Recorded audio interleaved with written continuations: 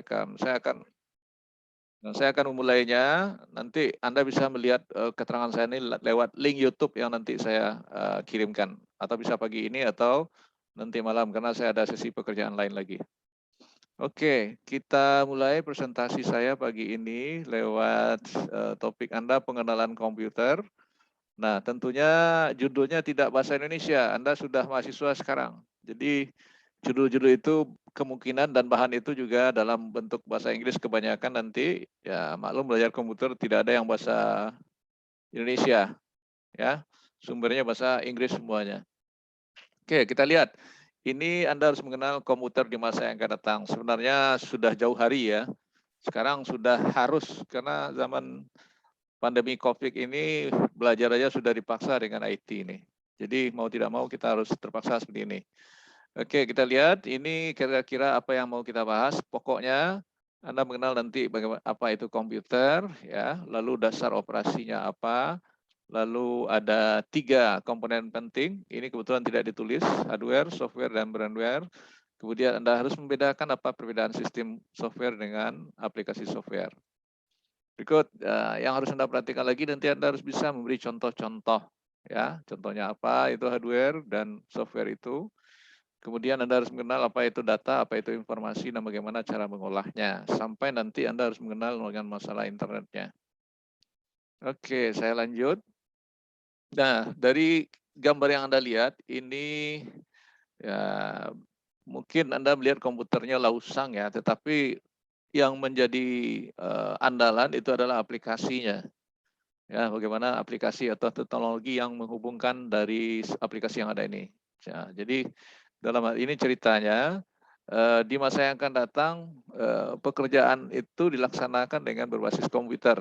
Jadi bukan saat ini aja sudah berlangsung, bukan di masa yang panjang. Dan gunanya itu apa?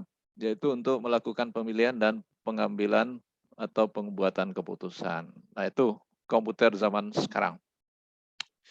Nah, lalu Anda harus memahami komputer. Apa itu komputer? Jadi kalau ada orang bertanya, oh, itu komputer. Dia sebuah mesin yang melaksanakan 5 dasar operasi. Kok 4 ditulis, Pak? Ya, kebetulan ada yang tersirat, satu lagi. Apa itu dasar operasinya? Menginput, memproses, menyajikan atau keluaran, menyimpan, dan mengkomunikasikan. Nah, ini zaman sekarang begitu canggihnya. Saya juga kebingungan, tadi malam saya dapat informasi bagaimana mengkomunikasikan grup-grup Anda. Ternyata sudah ada yang tahu nomor HP saya lewat HMJ ya. Nah, lalu Anda sudah terhubung semuanya. Begitu cepatnya mengumpulkan Anda dengan lewat aplikasi WhatsApp ya. Nah, kemudian siklus pengelolaan informasi itu juga ada 4 dasar yang harus dilakukan dalam operasi itu, tapi sebenarnya ini 5. Nah, apa itu yang 5 itu? Nah, kita lihat nantinya ya. Kita lihat lanjutannya. Sekarang harus Anda mengenal dulu. Jadi bantu komputer tuh banyak ya, bukan hanya yang saya sajikan ini aja. Jadi Anda harus paham nanti bukan hanya itu saja, tetapi bisa Anda lihat juga yang lainnya. Ya. Nah, ini kita kenal dengan hardware, ini kita kenal dengan software dalam bentuk CD yang dikemas. Dan ada brandware nanti termasuk Anda yang mengerjakan ini. Ya, sebagai operasional dan sebagai operator ataupun sebagai pelaksana komputer Anda di dalam aplikasi yang bisa kita sajikan. Jadi arti sistem komputer apa? Sebuah koleksi relasi dari komponen yang didesain untuk bisa melakukan pekerjaan secara bersama. Jadi dalam hal ini tentunya hardware, software ini dibangkitkan oleh brandware. Nah, brandware itu siapa? Manusia. Berarti Anda yang membangkitkannya. Kalau enggak bisa jalan dia, enggak bisa beroperasi. Oke. Kalau Anda melihat ini sebuah bahasa program. Ini dalam bentuk bahasa basic dulunya. Jadi kalau Anda mau mendalam ilmu komputer ini, nah seperti inilah keadaan dari ilmu-ilmu yang harus Anda pahami. Ya. Nah, jadi bukan hanya ini saja, apalagi zaman sekarang ilmu komputer dan bahasa komputer itu dalam PHP, MySQL, dan lain-lainnya.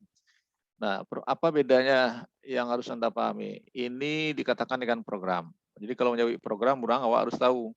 Itu program, sebuah daftar dari instruksi-instruksi untuk memerintahkan komputer bagaimana melaksanakan 5 dasar operasi untuk menyelesaikan pekerjaan atau tugas.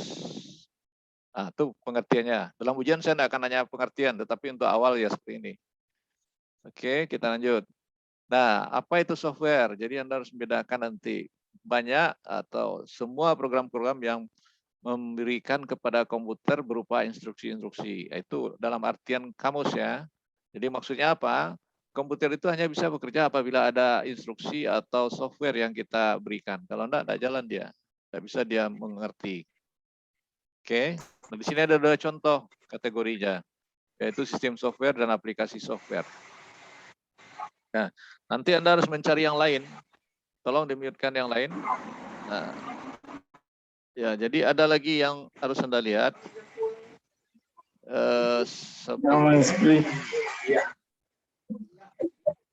Ya, ini diperhatikan.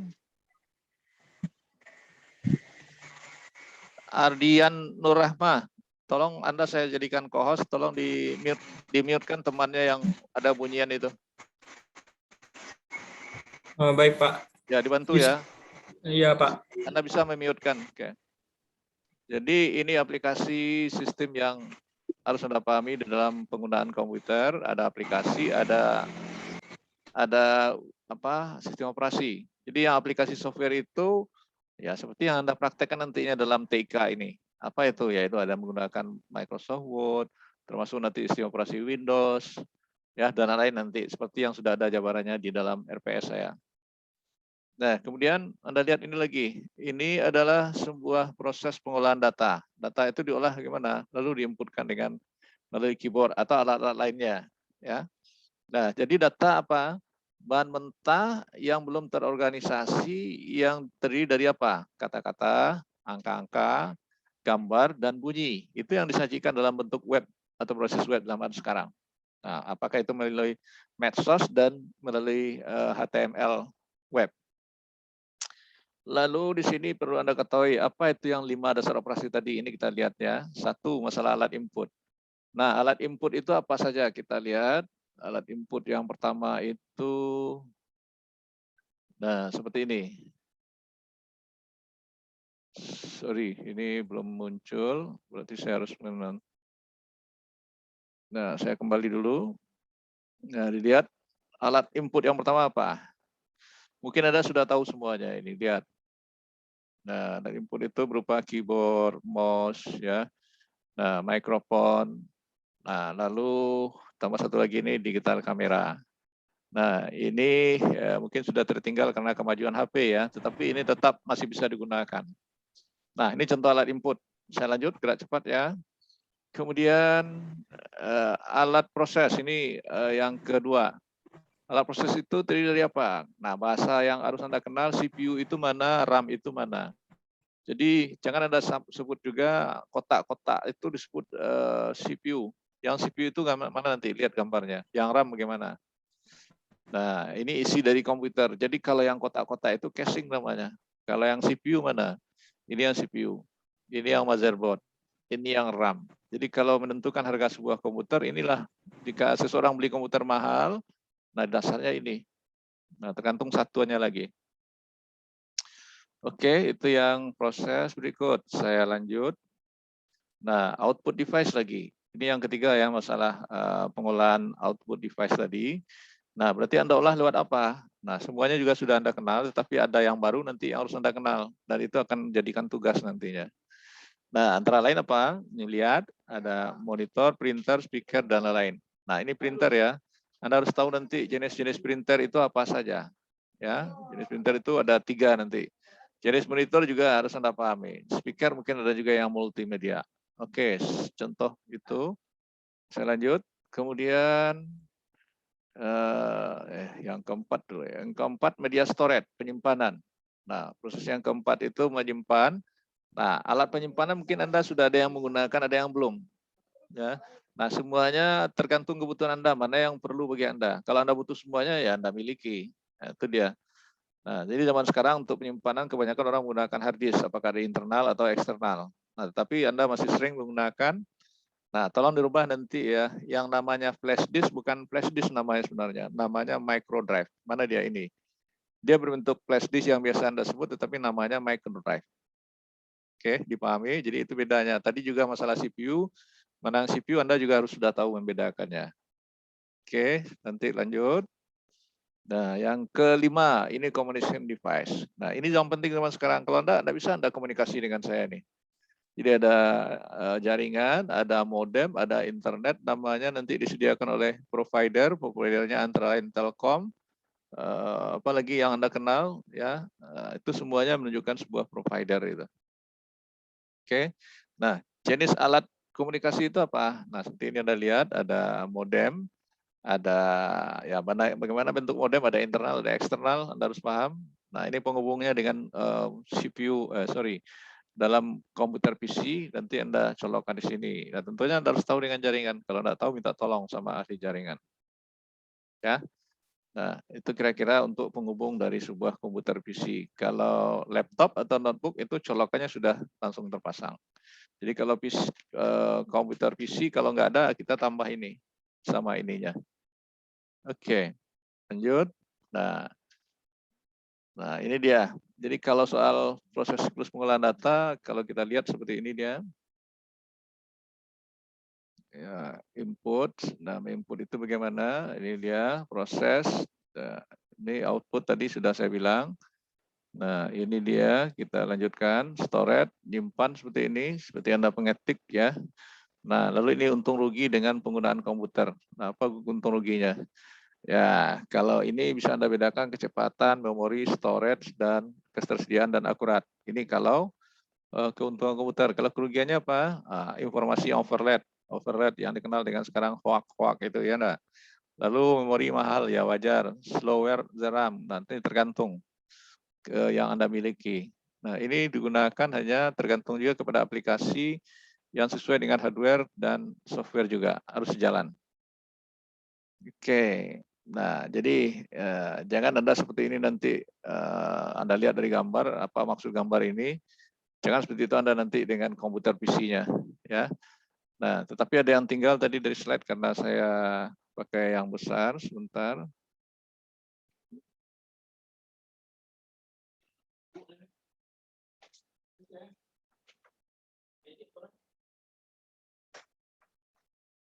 Nah, ini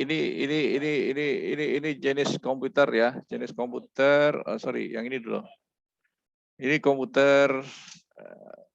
Jenis-jenis komputer yang harus Anda pahami. Nah, mana yang sudah pernah Anda gunakan, mana yang belum. Ada yang sudah usang, istilahnya sudah tertinggal. Itu jenis-jenis komputer ya.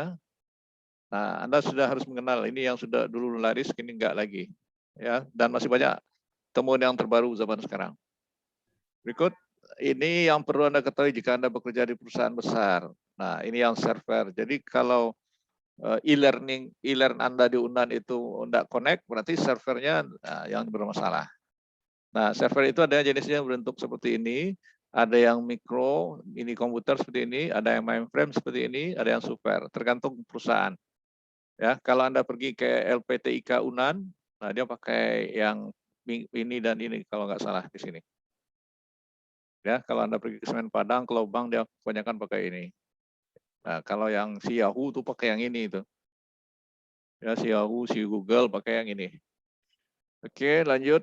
Nah, jadi jenis-jenis internet juga harus Anda paham bentuk. Nah, beginilah komunikasi jaringan internet yang terjadi di dunia. Bukan Indonesia ya, dunia. Nah, bentuk sarang laba. Oke, lanjut. Nah, Anda harus mengenal ini. Dan masih banyak yang lain nanti lagi yang harus Anda pahami. Nah, kira-kira untuk pertemuan pertama, ini keringkasannya yang harus Anda pahami, nanti Anda baca. Karena saya ada tugas lain, ini Anda pahami dengan sesama teman, jika kurang dan lebih, nanti Anda chatting atau tanya di Mbah Google juga bisa. Oke, sampai di sini saya presentasi lebih dan kurang Anda pahami dan boleh baca buku yang lain. Seperti tadi malam saya juga ngirim di WA referensi dari sebuah chapter. Ya, silakan aja kalau Anda mau baca yang lebih banyak. Nah, kira-kira itu pertemuan kita yang pertama. Mohon maaf, saya tadi sudah bilang paling banyak saya 20 menit. Nah, sudah termakan kira-kira 20 menit. Oke. Nah, jangan lupa isi absen Anda 28 yang hadirnya, berarti 4 orang yang enggak. Isi absen ganda ya di e-learn juga, di Bitly juga. Oke, bisa dipahami? Bentar, Pak. sebentar. Bisa, Pak. Bisa, Pak. Sudah saling kenal di antara Anda di dalam dunia maya ini? Sudah, Pak. Sudah, Pak. Nah, bagus. Sudah, Pak. Sudah, Pak. Lihat di grup set screen foto sudah saya kirim. Terima kasih sudah join dengan saya di pertemuan pertama.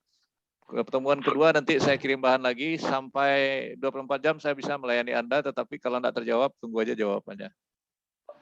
Oke, cukup sampai di sini materi saya end ya, karena saya ada kegiatan lain. Terima kasih pertemuan pertama ini. Terima kasih, Pak. Terima kasih, Pak.